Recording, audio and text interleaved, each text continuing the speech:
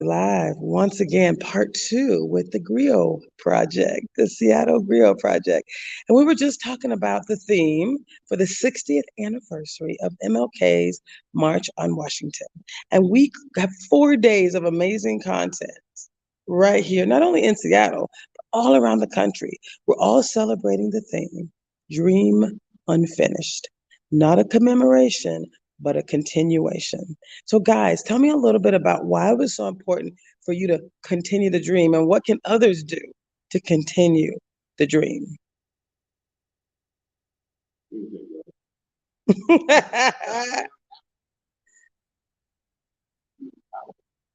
Look, the certain is continue the dream. You have to educate our youth. If you don't write the history, you don't write what is up to the story. If we don't tell our own story, then they don't build it. So the issue here for me is how do I empower my own kids to understand where they're going, what their pitfalls are, what they have been able to accomplish in the past, and they have something to emulate, give them the positive. So I'm old enough now to where I'm trying to give to my community as opposed to build my own. So that's my issue. I love it. You know, I like where you came from with that because the simplified version that popped in my head is if you don't know where you come from, then you don't know where you go. You know, and knowledge is a vehicle, right? If your knowledge is bad, like a bad car, you're only gonna get just that far down the road, right? But if your knowledge is like, give me a car, man, give me a good car. Give me a good car like a Toyota or something that lasts forever. Drive you back and forth across from the east to west coast 10 times. Okay. Now, if your knowledge is like a Honda, which is basically the cockroach of cars, if you have something like that, then you stand a much better chance of getting further down the road. Now, Lord knows what's down that road. 10, 20, 30, 40 miles, 40 miles. Right? But for us, when it comes to telling stories, the griot was sort of the person in charge of the oral history. Most of us can study history. If you go back far enough, people weren't really telling. And they were telling it in such detail and such great stories that as kids grew up. Right? That became kind of the fabric of the kept them together, tribes, communities, nations. And that lineage, that job, strong. Brother just said, he's at a point to where it's like, man, my only job is to pass on that information, in a wholesome way, in a way that people can absorb it. It's the difference between eating a hamburger and a salad. One is definitely going to be more good for you, or more nutritious for you than the other, right? But some of the stuff that we were able to capture today, and some of the things that my organization, right? We have what we call HTH, holistic transformative healing, right? Or basically healing the healers. We had an event that Roger and I a couple of weeks ago, and one of the things that was really important for us in capturing the different modalities and the speakers and the different goings on is that we want to make sure that when we show people what we do as a community, we don't just show them in this superficial, sort of sensationalized way. Yes, I love show it. to them in a way to where the story is being I told, where love we it. can feel how these things that we create connect to who you are. And really, that's the part. The issue here for the real project is the mental block. It's not and trying to a serious professional. I love that. I love it. Guys, I'm going to ask each of you to start a sentence.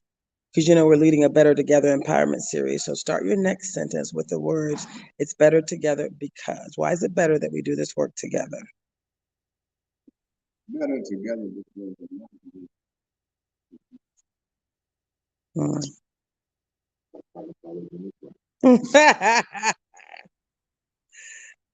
better together because Yes. it's Yes. how we started. Mm-hmm. It's how we need to be. Mm. It's better together because Mm. Come on now. I love it. We were also talking about living powerfully, the concept of living powerfully. The man himself just walked in. Do you want to do a pop in? Or you want to wait? Okay. Well, I think we got Eddie Rye who just walked in. I'm gonna go ahead and have you walk in on the stage.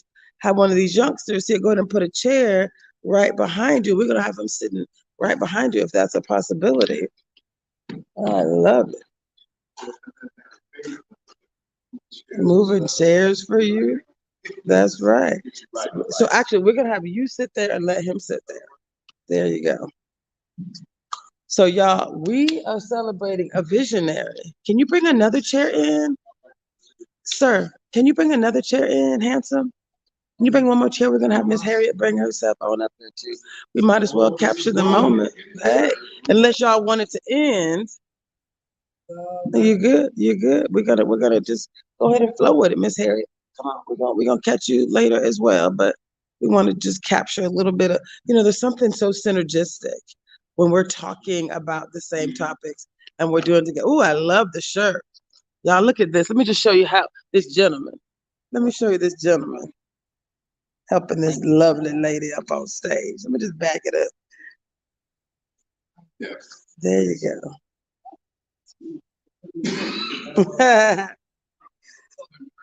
Southern training. Yeah.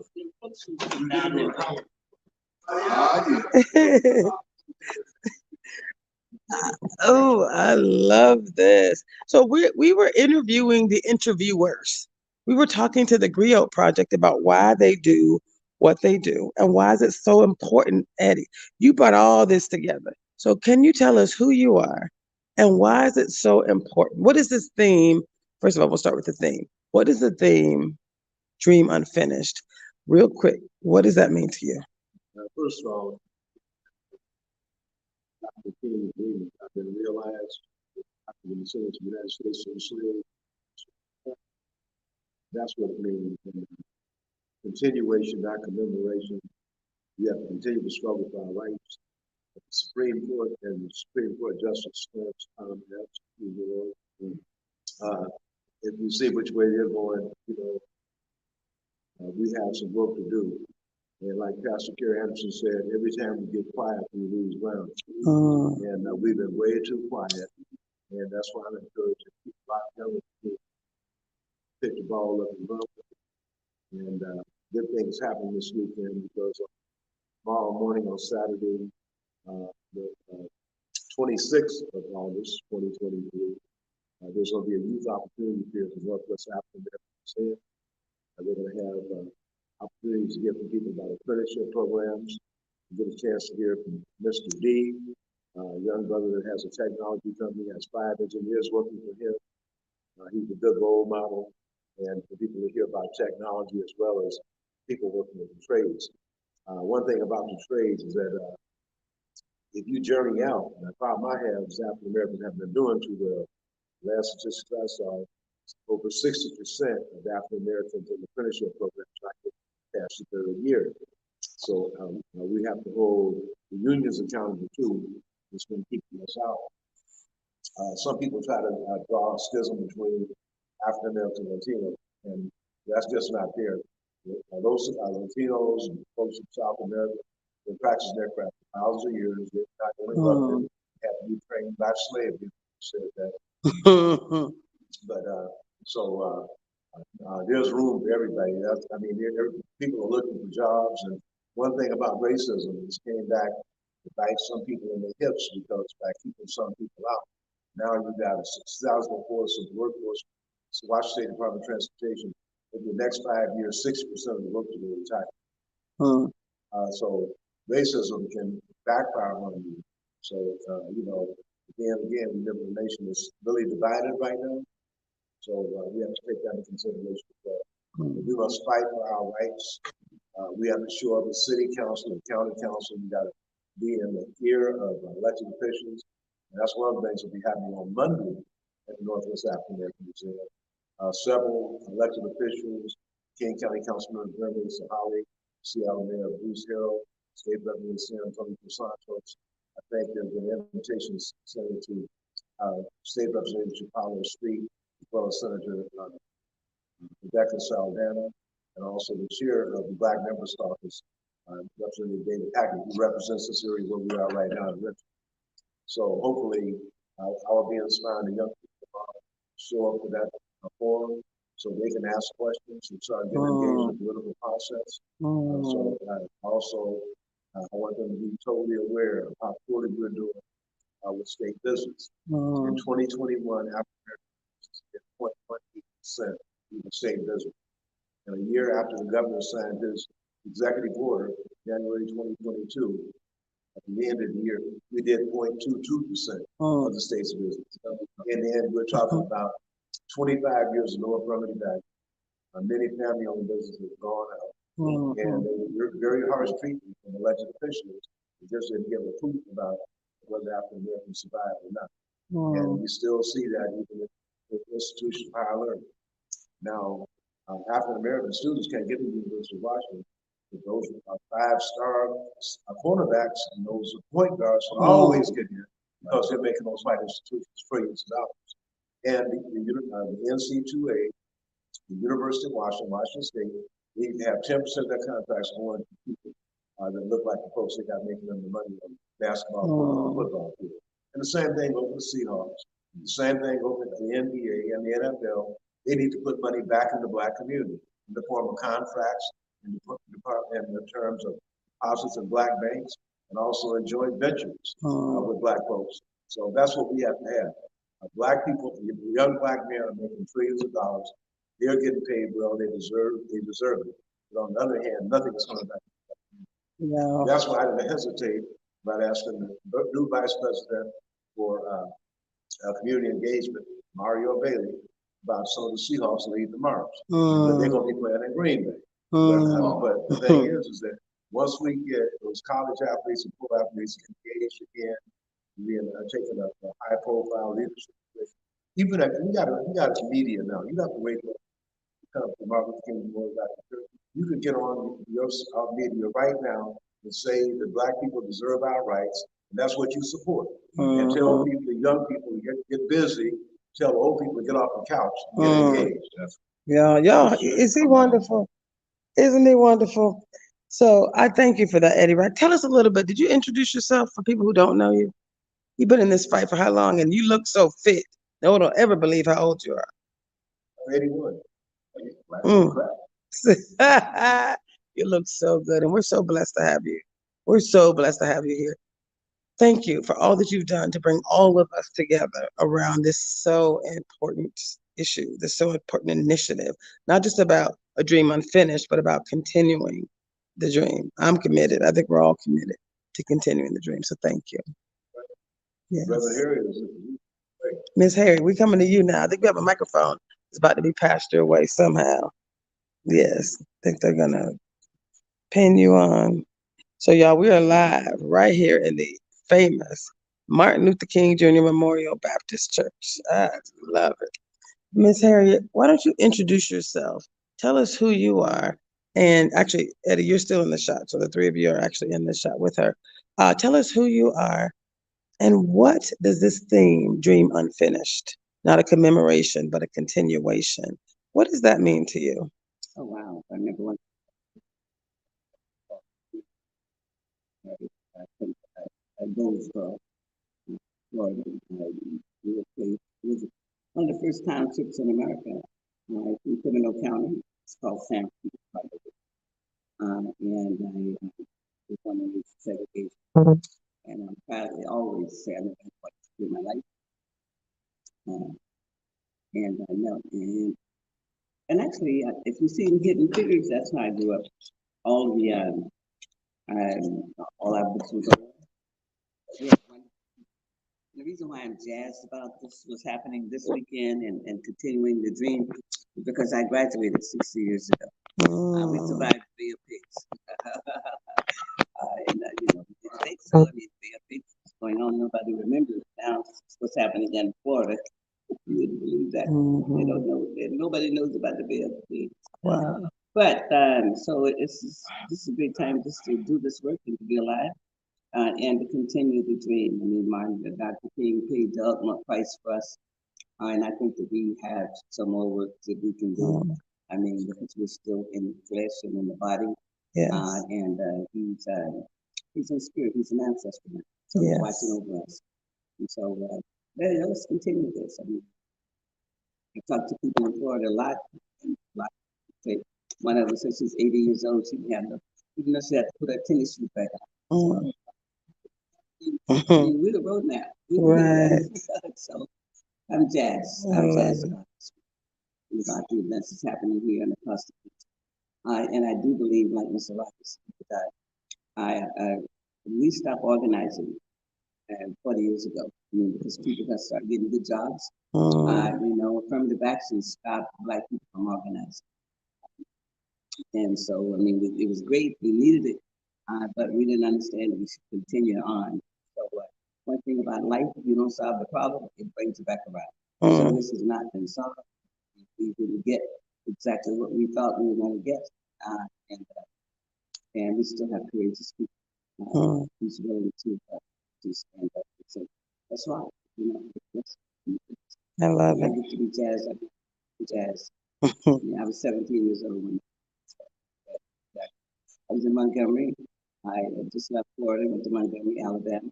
I went to Martin Washington took place. I was out there at 17.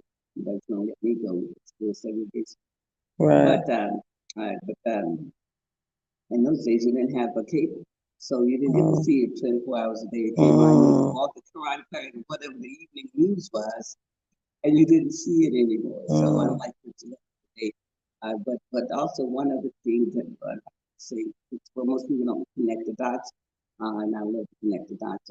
On September 15th, in 1963 was the bombing of the church. Yes. That was retaliation by the Ku Klux Klan for the March on Us. So we always have to look out for gains and retaliation, and that was a retaliation. Wow. So I know these guys have been here since 9 a.m. It's 5:30. We're going to get them a quick dinner break. So I'm going to have each of you in. I'm looking at Eddie's shirt right now. Let's zoom in on it really quick. And Eddie, I want to say that, yes. A. Philip Randolph selected August 28th because that's the day Emmett Till was born. Yes, connecting the dots, baby. I'm going to zoom in. Their shirt says, "Rise up, restore the dream."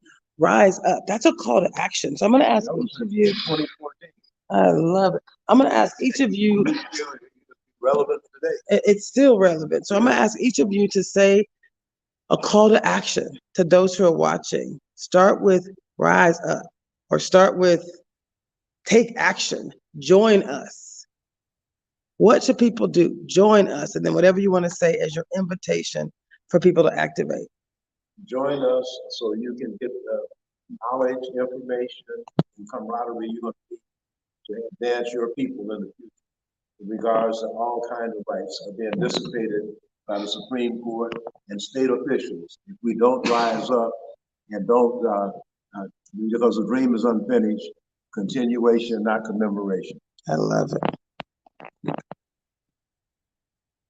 Rise up because we won't get there unless we come together. We need to rise up as a collective. Rise up because we have to. Love it. So join us. Oh. We need him too. Yeah. Let me think.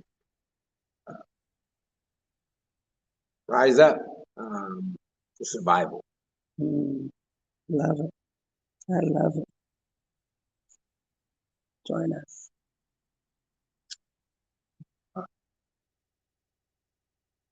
Join us in the preservation of that which is precious. All right. Ms. Walden. Rise up and now say that what Marcus Garvey says, up your mighty race to accomplish what you can. Yeah, this is our people. More to come. We are at the Martin Luther King Jr. Memorial Baptist Church tonight. You have tell us about tonight, Mr. Rye. Well, the same sister right here is one of my figures in Museum tonight. It's a priest here, and Reverend Dr. Linda Smith, who is the shepherd of this house, has been really the coordinator of bringing the clergy together for this event this evening, which is very important because we know that Reverend McKinney used to say, Eddie, deal with the clergy because they have a captive audience. See? Hopefully, the word will be spread to every pulpit in Martin Luther King County. I love it. Thank you so much. Thank y'all. This is beautiful. More to come.